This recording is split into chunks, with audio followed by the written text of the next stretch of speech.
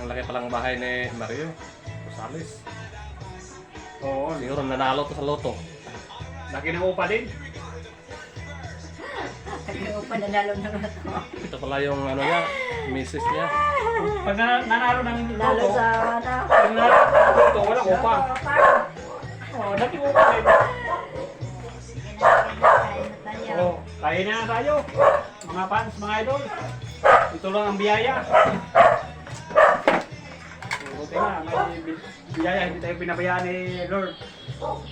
Kain pa rin, kahit gaano kahirap. Kain tayo mga idol. Sarap. May prito at saka may kilawin. Oo, sarap yan. Kain na tayo mga fans, mga idol. Ito asawa ko, maganda at babae. Ay, Oo.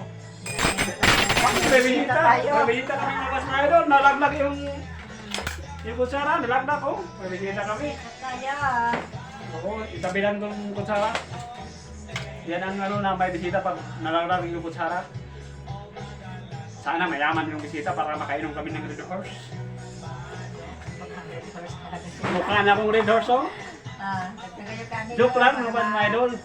Hindi naman ako uminom kasi ano ako sa trabaho. Talagang pahamak, paano talaga sa trabaho? Talagang na talaga. Kasi trabaho ang kailangan lumabas ng idol. Joke lang ako na uminom. Pero pag uminom ako bihirang-bihira lang. Bihira lang lumabas ng idol. Bihira lang ba?